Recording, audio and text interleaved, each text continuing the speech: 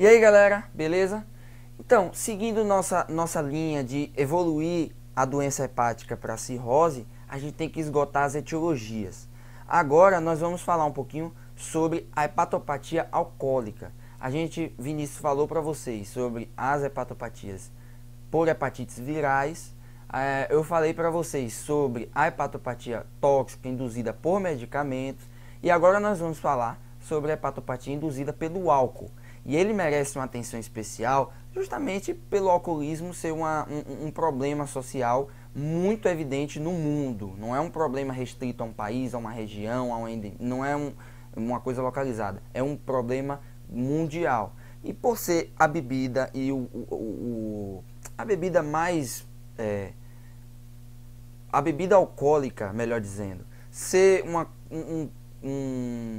como é que eu posso dizer, um item de consumo muito famoso e alastrado pelo mundo, merece também uma atenção especial. E seu consumo exagerado, indiscriminado, é o que pode progredir para o desfecho final, que é a cirrose por hepatopatia alcoólica, tá certo?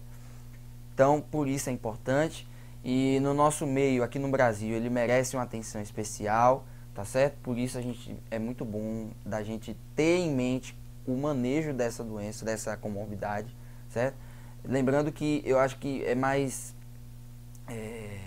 nessas situações a gente tem que focar no alcoolismo, tá certo? Em especial, porque a hepatopatia ela vai ser uma consequência do alcoolismo. Então a verdadeira doença que está no indivíduo é o alcoolismo, a gente tem que combatê-lo, a gente tem que, acima de tudo, saber acolher o paciente que está enfrentando essa doença, tá certo? Que está sofrendo com essa doença, tem que acolher, tem que dar o suporte e tem que saber identificar o paciente que está em risco de evoluir para a hepatopatia, tá certo? Então a aula de hoje a gente vai falar sobre o alcoolismo, porque é um problema sério, a gente tem que abordar ele, é inevitável. Vamos falar um pouquinho de como o álcool faz essa lesão no fígado e como é que é essa evolução da esteatose até a cirrose, tá certo? Vamos falar sobre a avaliação do alcoolismo e aí eu vou entrar um pouco sobre o score audit, porque o score audit é um score amplamente utilizado para avaliar o risco daquela pessoa de estar dependente do uso do álcool, tá certo? E eu vou falar um pouquinho sobre as peculiaridades sobre ele que é bem interessantes, que tornam ele um exame, um método de referência para isso. Vamos falar um pouquinho sobre a manifestação clínica da hepatopatia alcoólica e dos exames que você pode pedir para avaliar isso. Vamos avaliar o prognóstico através do score MELD, e aí eu quero chamar a atenção que a gente vai falar no vídeo de cirrose sobre o MELD e o chá de Pilg. E vamos ver que por mais que ainda se use o chá de Pilg, o score MELD está tendendo na atualidade a substituir o chá de Pilg. É porque o chá de Pilg é mais prático, vocês vão ver depois, do que o score MELD. Mas ele é utilizado para avaliar o prognóstico daquela pessoa com hepatopatia alcoólica. Com hepatopatia de modo geral, mas principalmente alcoólica. E, obviamente, o manejo do paciente que tem a hepatopatia alcoólica, certo? Então, vamos começar falando sobre o alcoolismo. A gente está mais que batido no mundo afora que o alcoolismo é um problema sério de saúde pública. A gente precisa ser sensível aos pacientes que estão com alcoolismo para poder identificar isso, tá certo? Inclusive, é um defeito muito grave que você vê por aí, de muitos pacientes, que você olha o prontuário e você não vê como um problema o etilismo. O etilismo social, você tem que colocar como problema, etilismo moderado, etilismo intenso, alcoolismo, dependência do alcoolismo, seja lá como for, isso tem que ser colocado como problema, porque os médicos, os profissionais da área de saúde, de um modo geral, quando pegar o prontuário para ver a história daquele paciente, tem que saber que ele faz uso ou fez uso em algum momento da vida de bebida alcoólica, porque o tempo de exposição e a quantidade de álcool ingerido são importantíssimos e determinantes na evolução dessa doença, da hepatopatia, tá certo? E de outras comorbidades por aí, tá certo? O alcoolismo, ele acomete diversos sistemas, ele gera várias complicações e a principal e mais severa, talvez, eu não vou colocar como a mais severa porque isso é uma coisa relativa, podem ser que considerem outras coisas como mais severas e outras situações, né, como o mal-estar social, que talvez seja até pior. Mas a hepatopatia alcoólica é um distúrbio grave, é uma consequência grave do alcoolismo que você tem que ficar atento para evitar ou diminuir as comorbidades, né? A morbidade, melhor dizendo. Tem maior prevalência e maior mortalidade associada, por isso ela é importante, tá certo? E é como eu falei, ela vai evoluir de acordo com o tempo de exposição e a quantidade de álcool ingerida. Vocês vão ver, no próprio Score-Audit tem uma tabelinha mostrando isso, mas na internet é fácil de encontrar a quantidade de álcool presente em um copo de cerveja, uma taça de vinho, ou uma dose de alguma bebida quente e por aí vai, tá certo? É uma predição, porque você tem que ter uma estimativa de quantas gramas de álcool aquela pessoa ingeriu e por quanto tempo ela ingeriu essas quantidades, porque isso é o que vai determinar a doença, tá certo? E aí eu queria chamar a atenção aqui que por mais que quando eu fale aqui em hepatopatias alcoólicas, o protótipo do indivíduo que vai apresentar-se para você na sua cabeça é um homem de 50 a 60 anos, que consumiu álcool por 40 anos, em cachaça por 40 anos, e aí vai chegar para você ictérico, com ascite e tudo mais, papapá. Na sua cabeça é um senhor, é um homem, mas as mulheres estão mais propensas a evoluir com hepatopatias alcoólicas do que os homens. E aí existem diversos fatores associados que não têm uma explicação exata. Existem suposições e teorias apenas associadas. Mas é para vocês se ligarem justamente nisso, que as mulheres elas têm um risco maior de desenvolver. E aí por que elas têm esse risco maior? Basicamente porque a quantidade máxima, ou melhor, a quantidade máxima de álcool permitida para se consumir sem que haja risco de hepatopatias é muito menor nas mulheres do que nos homens. Como por exemplo, os homens têm que ter limite de ingestão de 60 a 80 gramas por dia por 10 anos. Acima dessa dose, de 60 a 80 gramas, acima delas por 10 anos, ele está em um risco elevado e muito provavelmente vai desenvolver uma lesão hepática. Mulheres, veja, 20 a 40 gramas. Os homens eram 60 a 80, a mulher 20 a 40, uma quantidade muito menor. Então a mulher ela está mais exposta a esse risco de fazer hepatopatia alcoólica, tá certo? E aí tem uma associação de que 160 gramas por dia, você já tem um risco elevadíssimo de fazer cirrose, inclusive em um tempo muito rápido, né? Não chega a ser 10 anos, pode ser até em menos. E aí lembrando que o álcool ele vai agir como uma toxina direta. A lesão dele é direta. O álcool ele chega no fígado, ele é metabolizado em acetaldeído e esse acetaldeído vai fazer a exposição de radicais livres, que esses radicais livres vão agredir as células de DNA, as células de as moléculas de DNA, as moléculas de proteína, as reações metabólicas de um modo geral e a própria membrana dos hepatócitos. Tudo isso vai acontecer e vai lesar o hepatócito, vai mudar as vias metabólicas, induzindo o acúmulo de triglicérides e reduzindo a sua oxidação, fazendo o acúmulo, que é o primeiro estágio de agressão ao fígado, que é a esteatose hepática, tá certo? E, além disso, a própria lesão ao DNA, lembre que toda agressão ao DNA favorece, está deixando ali um campo aberto, claro, para o desenvolvimento de um câncer. Então é muito óbvio associarmos o consumo de álcool excessivo a um maior risco de CHC, que é o carcinoma hepatocelular, tá certo? Justamente por essa lesão ao DNA. Além, claro, de necrose por conta do desvio de vias metabólicas, como eu falei. Mas a esteatose hepática é o primeiro estágio da doença alcoólica hepática e é benigna. Por que é benigna? Porque assim que você suspende o álcool, volta tudo ao normal. O fígado volta ao normal, sem nenhuma cicatriz, sem nenhum comprometimento funcional, tudo beleza. Mantendo-se a agressão, ele evolui para uma hepatite alcoólica. Essa hepatite alcoólica ainda é benigna, ainda é reversível 100%, sem comprometer função, sem deixar cicatrizes, mas já é uma doença um pouco mais grave. Ele já tem sinais de hepatite, de insuficiência hepática ali, mas ainda é benigna e reversível. Caso se mantenha a exposição, aí sim ele tende a evoluir para cirrose, e aí sim, meu amigo, já é irreversível, já é uma lesão que deixa cicatriz, que compromete a função hepática a depender do grau da cirrose, da intensidade, né, da fibrose que está se instalando ali no fígado, e a gente vai ver melhor a cirrose em um outro vídeo, em um outro capítulo, tá certo? Mas basicamente essa é a evolução clássica: esteatose que evolui para hepatite, que evolui para cirrose. E apenas a cirrose é irreversível. Veja que da esteatose para a cirrose é um campo muito longo, é muito vasto. Então dá tempo, se a equipe de saúde daquela região for sensível e estiver atenta para isso, se os familiares ajudarem e se o médico conseguir identificar isso na consulta de rotina, certamente ele consegue livrar o paciente de a evolução para a cirrose, tá certo? Que é um desfecho péssimo, uma alta mortalidade, muitos vão ser indicados ao transplante e, como a gente sabe, como não temos doadores assim sobrando por aí, vai ser uma fila complicada, uma fila de espera grande, muitos morrem sem conseguir o transplante, infelizmente, certo? Então, é preciso, como você tem uma demora muito grande de progredir para um estágio irreversível, dá tempo da gente conseguir manejar isso aí, tá certo? E aí a clínica, na esteatose, o paciente vai chegar numa consulta de rotina.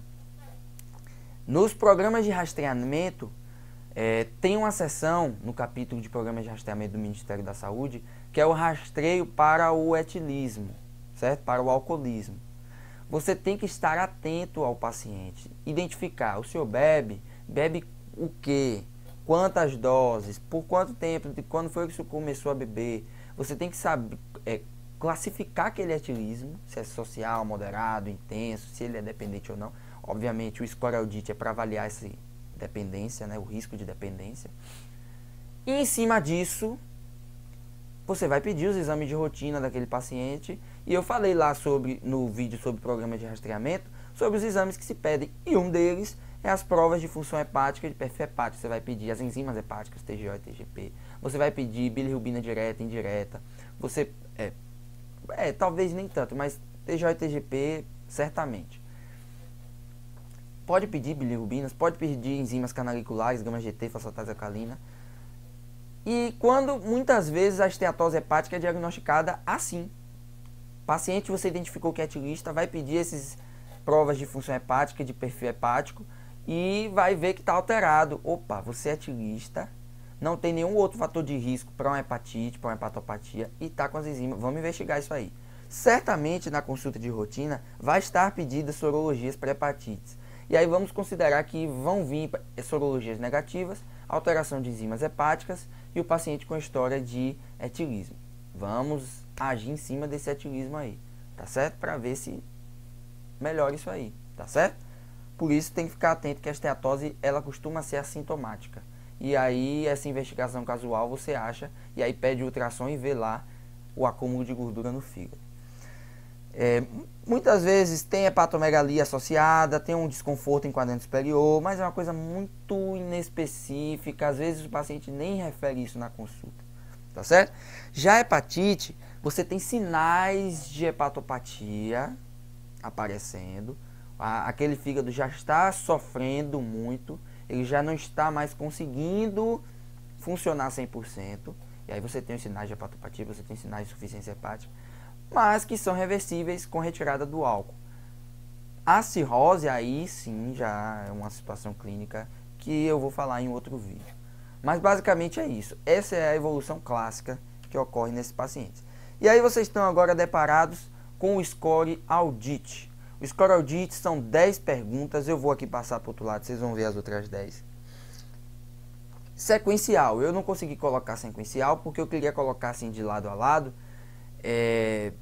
Mas é sequencial, e veja que, por exemplo, quando chega na questão 3, se a soma das questões 2 e 3 for 0, ele manda você avançar para as questões 9 e 10 que estão no outro slide. Se não, você vai continuar. Então, com que frequência você toma bebida alcoólica? E aí você marca, 2 a 3 vezes por semana. Deixa eu simular aqui um caso para poder só a gente ilustrar. Com que frequência você toma bebida alcoólica? 2 a 3 vezes, então eu vou colocar aqui 3, tá certo? Nas ocasiões em que bebe, quantas doses você consome tipicamente ao beber? Aí ele fala, eu consumo 3 a 4. Com que frequência você toma 6 ou mais doses de uma vez? semanalmente. Aí você vai e marca aqui. Se a soma das questões 2 e 3 for 0, você avança para 9 e 10. Obviamente, nessa simulação aqui, a soma foi 4. Então, você não vai avançar para 9 e 10. Você vai seguir para a questão 4. Quantas vezes ao longo dos últimos 12 meses você achou que não conseguiria parar de beber uma vez tendo começado? Começou a beber e aí você viu que, meu Deus, eu não consigo parar de beber. Eu não vou conseguir parar de beber aqui. Eu vou pedir mais, eu quero mais. Menos do que uma vez ao mês. Quantas vezes ao longo dos últimos 12 meses, por causa do álcool, não conseguiu fazer o que era esperado de você? Por causa do álcool, você teve no seu trabalho, seu chefe está reclamando que você não está mais o mesmo, você não está conseguindo fazer suas atividades laborais. Em casa, você não consegue fazer, você não firma compromisso, tem pessoas que você marca para sair, aí depois, hoje eu não pude porque eu estava de ressaca, ou sei lá o que, algum acometimento por causa do alcoolismo, e aí é isso que ele pergunta. Quantas vezes nos últimos 12 meses você não conseguiu fazer o que era esperado? Aí a pessoa diz, nunca, 0.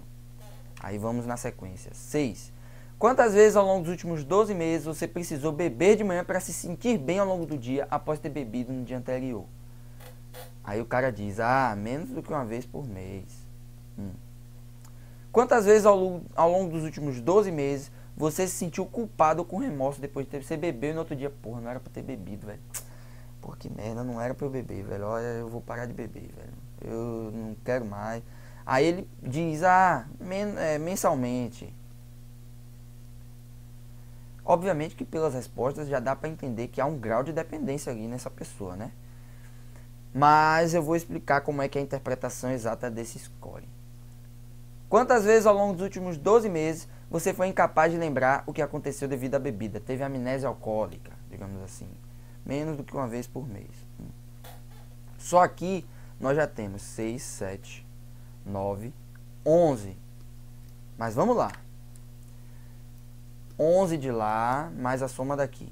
Alguma vez na vida você já causou ferimentos ou prejuízos a você mesmo ou outra pessoa após ter bebido?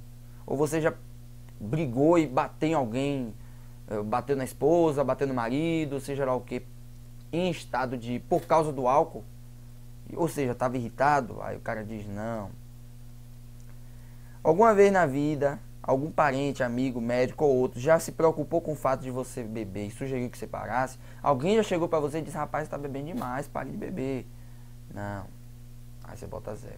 Então os 11 da outra página, com 1, vamos botar que foi 11 mais 1, 12 a pontuação dele, né? Tá certo. O score audit, ele é usado para a gente avaliar o risco daquele paciente de estar sofrendo uma dependência química, dependência alcoólica. Em cima da pontuação que você extrair desse score, você vai avaliar ele em baixo, médio ou alto risco, tá certo? Óbvio que eu simulei um caso aqui qualquer com base nas respostas aleatórias que eu estou fazendo aqui, mas existem pacientes sim que vão responder respostas que vocês achariam impossíveis de responder. Vão dizer que sim, nos últimos 12 meses já teve gente aqui me falando para eu parar de beber. Sim, nos últimos 12 meses eu já agredi alguém em estado ou de ressaca, ou de irritabilidade porque não bebi, ou mesmo alcoolizado. Sim, todos ou quase todos os dias ao longo dos últimos 12 meses, por causa do álcool, eu não consegui fazer o que era esperado. Então, vai ter respostas assim realmente, tá certo? E aí você tem que saber fazer a pontuação certa. Vamos supor que nesse caso foi 12. 12 está dentro deste grupo aqui. Significa que o consumo de álcool daquele indivíduo é um consumo de risco para a dependência. Não dá ainda para dizer que é dependente, mas dá para dizer que se ele se mantiver assim, ele vai evoluir com a dependência. E há a possibilidade de estar dependente. Então, o Score Audit ele foi criado em 1992 pela OMS para identificar os dependentes do consumo de álcool. E aí, a interpretação é com base no score, na pontuação, e você coloca nesse grupo. Consumo de baixo risco ou até mesmo abstêmio, se for de 0 a 7 pontos. Consumo de risco, que é a situação do nosso paciente que a gente simulou aqui, 8 a 15 pontos.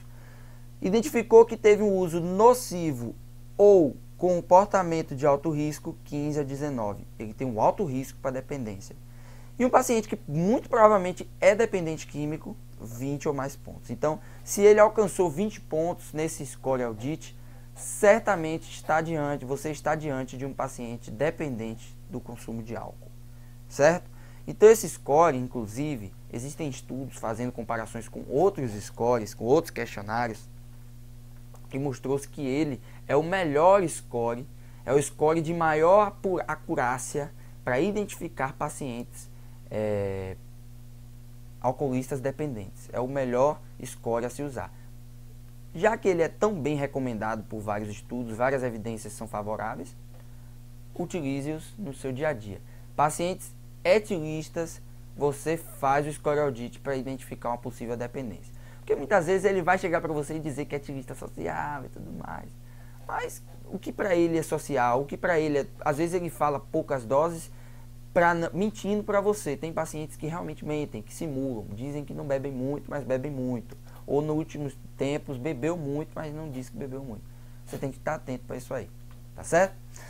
E aí nos exames, pessoal, na esteatose, o que acontece são alterações de função hepática, de perfil hepático. Então você vai ter, vamos para a função hepática, hiperbilirrubinemia, hipercolesterolemia, hipertrigliceridemia. É um fígado que está começando a sofrer.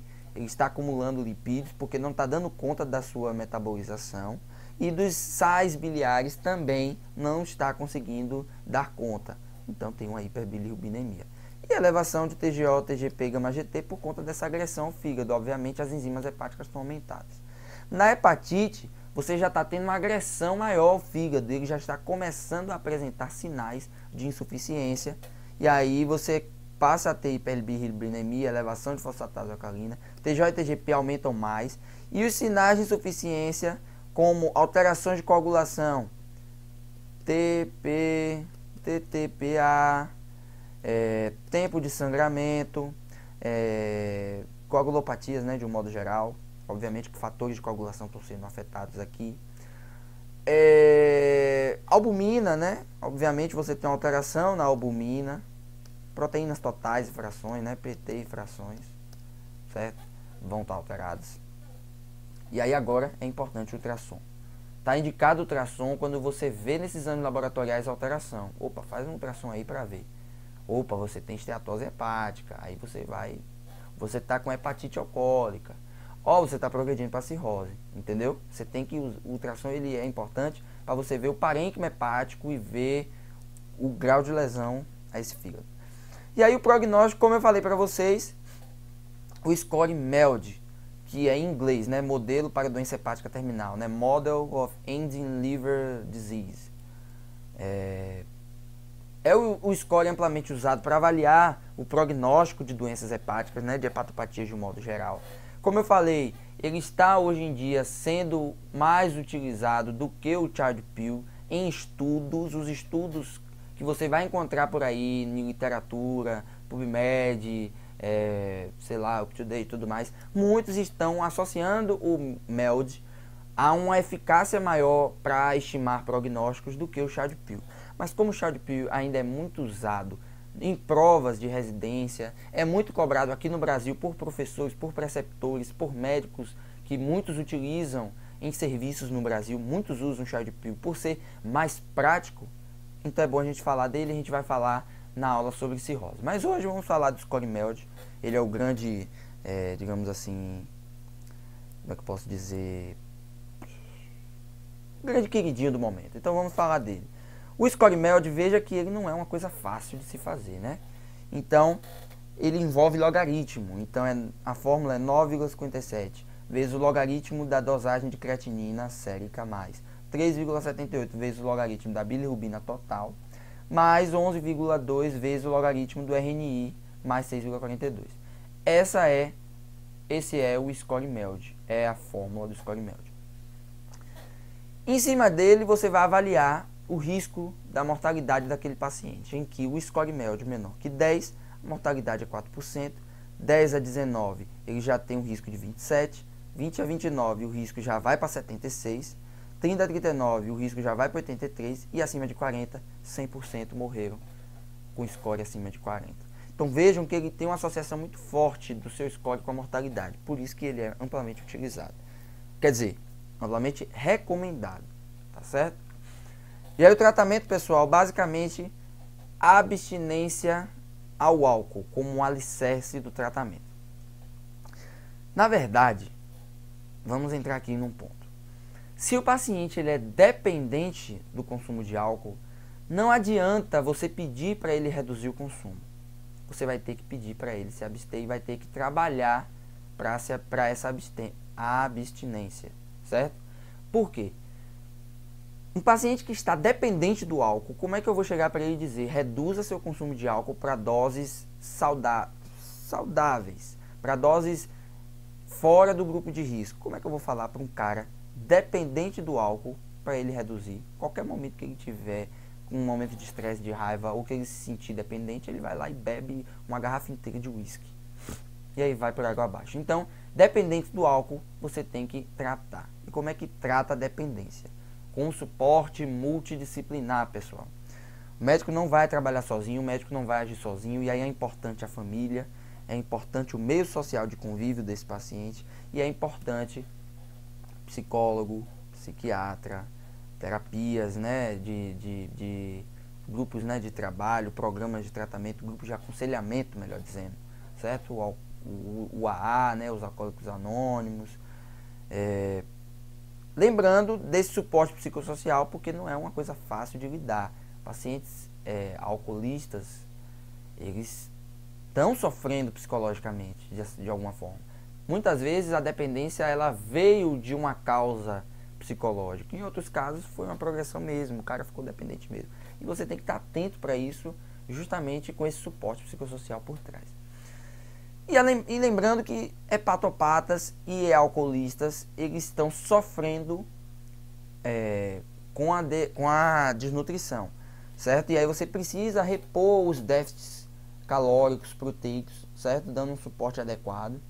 Lembrando dos riscos das hepatopatias, os riscos que aquele paciente está exposto a infecções, a ascite, encefalopatia, hemorragia digestiva, complicações da cirrose, complicações de uma evolução, de uma progressão para uma doença terminal, tá certo?